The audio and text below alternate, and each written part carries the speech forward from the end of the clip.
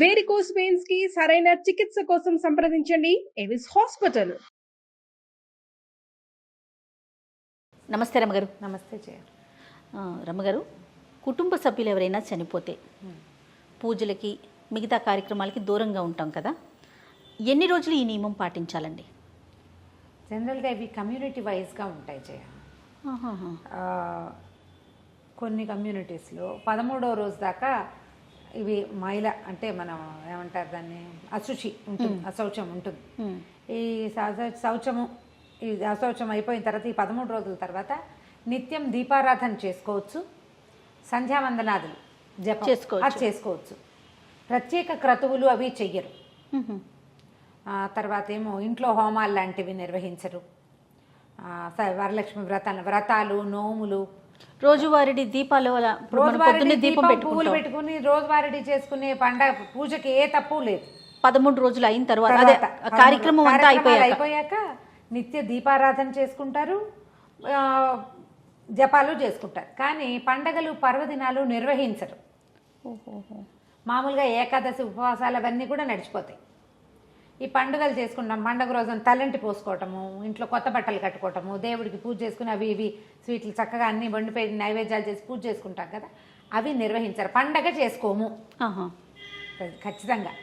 పండగలు లేవు ఈ ఏడాదంతా, పండగలు ఉండవు. పిల్లల పుట్టినరోజు పండగలు చేసుకోరు. ఇప్పుడు అక్షరాభ్యాసాలు లాంటివి అయితే వేడుక చెయ్యరు, సాధారణంగా ముగించే అక్షరాభ్యాసం 3వ ఏటా పిల్లాడి ముహూర్తం ఇప్పుడు అందరూ దేవాలయానికి వెళ్ళి చేసుకుంటారు. అది కూడా ఇటీవల కాలంలోనే. ఇది వరకు అవి కూడా చేసేవాళ్ళు కాదు. ఇప్పుడు కాకపోతే వివాహాలు చేస్తారు. ఎట్లా ఈ తండ్రి మరణించిన ఏడాది లోపల ఏదైనా మన ఏమంటారు కన్యాదాన ఫలితం చనిపోయిన వారికి లభిస్తుందని చేస్తారు. మగపిల్లల గొడుగులు చెయ్యరు, ఉపనయనాలు చేయరు, వివాహం చేయొచ్చు అంటారు. ఈ ఏడాది లోపల గృహప్రవేశాలు, ఇళ్ళకి ఇవి పెట్టుకోవటాలు, ఇక ముహూర్తం కుదిరింది, ఇదే కుదిరింది, ఏం చేయాలని ఎవరినో ఒకళ్ళని అడిగి అవుననిపించుకుంటారు. కానీ అవుననిపించుకోవడం అదంత మంచిది కాదు. పాత పద్ధతి అయితే కాదు. ఇప్పుడు ఈ కాలాన్ని బట్టి పోవాలి కదా, ఇది స్పీడ్ యుగం. అవునవును. గృహప్రవేశాలు అలాంటివి కూడా నో కదా, మినిమం ఎన్ని రోజులు ఆగాలంటారు? అంటే ఒక అమెండ్మెంట్ ఒకటి ఏముంటుందంటే, సంవత్సరం మారితే పర్వాలేదంటారు జయ. ఏడాది అంటే అంకెలు కాదు, తెలుగు సంవత్సరాలు.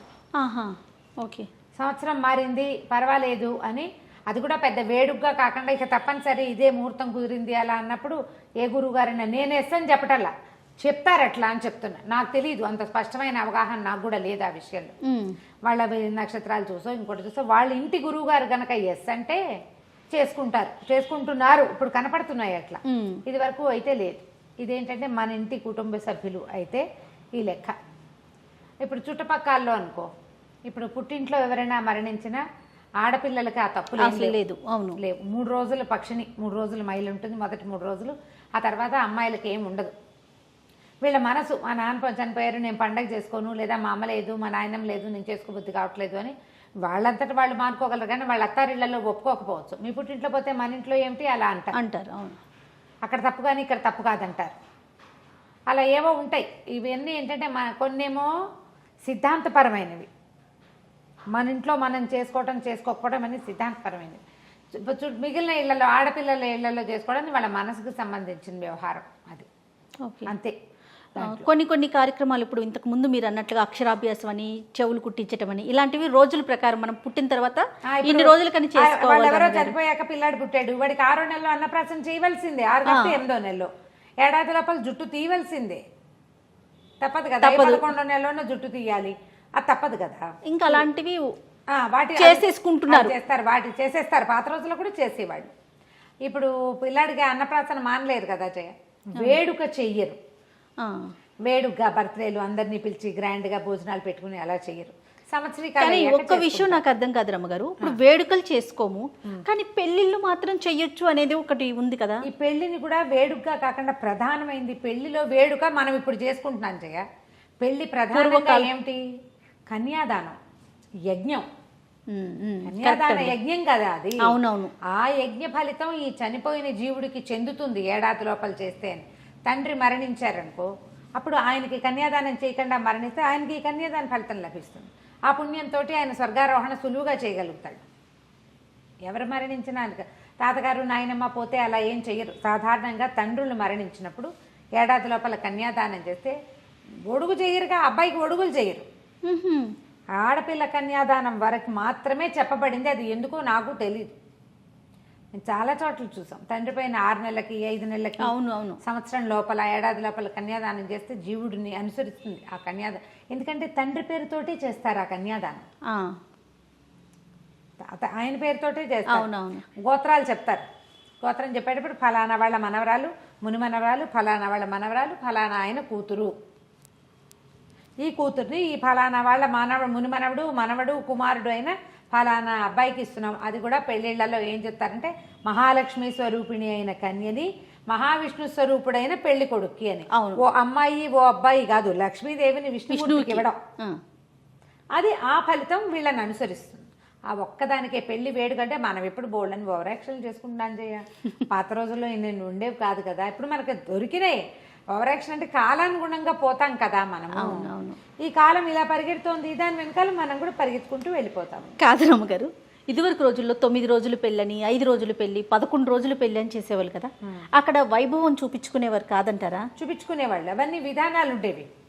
విధాన ప్రకారం వెళ్ళేవారంటారా? వైభవము కూడా విధానం, నియమం తప్పకుండా చేయాలి. వైభవం వాళ్ళ ఓపిక.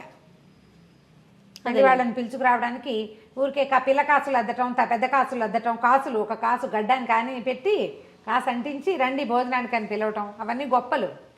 నియమంగా చేయాలి. యజ్ఞం నడిచేది 5 రోజులు హోమం ఉండేది. 5 రోజులు బొడుగు చేస్తాం. మా పిల్లల బొడుగులు మేము 5 రోజులు చేస్తాం. హోమం ఉంటుంది నిత్యం. విధానం ఉంది, దానికి యజ్ఞవిధి ఉంటుంది.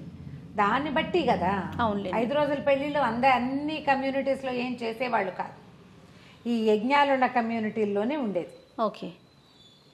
16 రోజుల పెళ్లి పండుగ అంటే రోజుకొక కార్యక్రమం చొప్పున నిర్వహించేవాళ్ళు.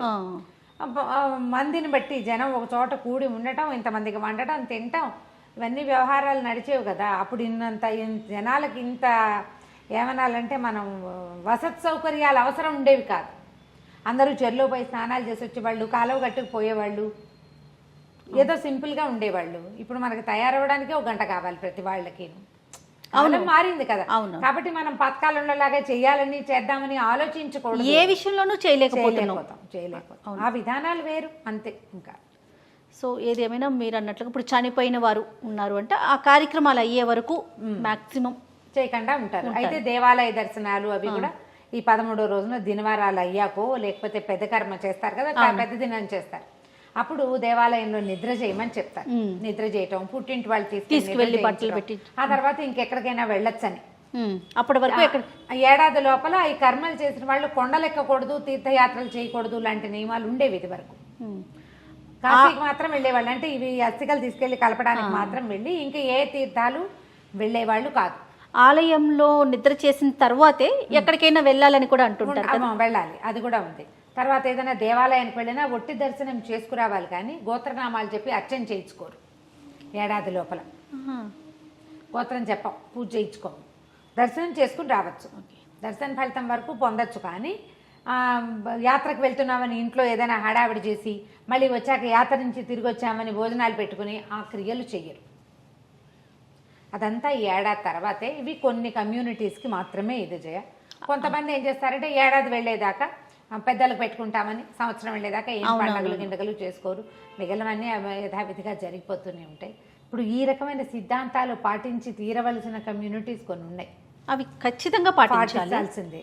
అలా కాకుండా వాళ్ళని చూసి తెలుసుకుని ఇలా, లేదా ఎవరైనా గురుగారు ఉండి ఒకరిని ఫాలో అయ్యి పురోహితుడు, ఇంటికి పురోహితులు అలవాటు ఉండి వాళ్ళు చెప్పిన ప్రకారం ఫాలో అయ్యి ఏడాదంతా పండగలు లేవమ్మా మీకు అంటే మానేస్తారు కొంతమంది. ఊళ్ళల్లో ఒక దినం పెద్ద దినం చేయడానికి కూడా నాకు ఈ నర్సీపట్నం ఆ వైపు ఊళ్ళ వాళ్ళతో పరిచయాలు ఉన్నాయి కదా. ఆ దినం 1 నెల తర్వాత వచ్చిందనుకో, ఈ నెల లోపల పెళ్లిళ్ళు గిళ్ళిళ్ళు సమస్తం ఆగిపోతాయి. ఊర్లో అందరూనా? అది కాదు, వాళ్ళ ఇంటి పేరిటి వాళ్ళు. ఆ ఇంటి పేరిటి వాళ్ళు ఆ రోజు వరకు ఇంకా ఏమి పెట్టుకోరు. పెళ్ళిళ్ళు ఆపేసుకుంటారు, సమస్తం ఆపేసుకుంటారు. ఒక్కోసారి 11వ రోజునే ఆ దినం ముహూర్తం వచ్చేస్తుంది. ముహూర్తం పెట్టుకుంటారు ఎందుకనో మరి అట్లా. అదేలేండి. రోజు నిర్ణయిస్తారు ఆ ఊరు పంతులు గారే. ఓకే. నిర్ణయాన్ని బట్టి పెళ్ళిళ్ళు గిళ్ళిళ్ళు, ఇంట్లో పెళ్ళిళ్ళైనా ఆపేసుకుంటారు, చుట్టుపక్కలైనా ఆపుకుంటారు. పండగ చేసుకోరు. ఆ లోపల సంక్రాంతి పండగ వచ్చేసింది అనుకో, చేసుకోరు. పండగ చేసుకోరు. మనం నిత్యం చేసే పూజ మాత్రం 13 రోజుల తర్వాత సాధారణ పూజలు చేసుకోవచ్చు. సాధారణంగా రోజువారీ దీపం పెట్టుకోవటం, జపం చేసుకోవటం, దానికి ఏ అనుమానము లేదు, హ్యాపీగా చేసేసుకోవచ్చు. ఓకే రమ్మ గారు, నమస్తే. నమస్తే.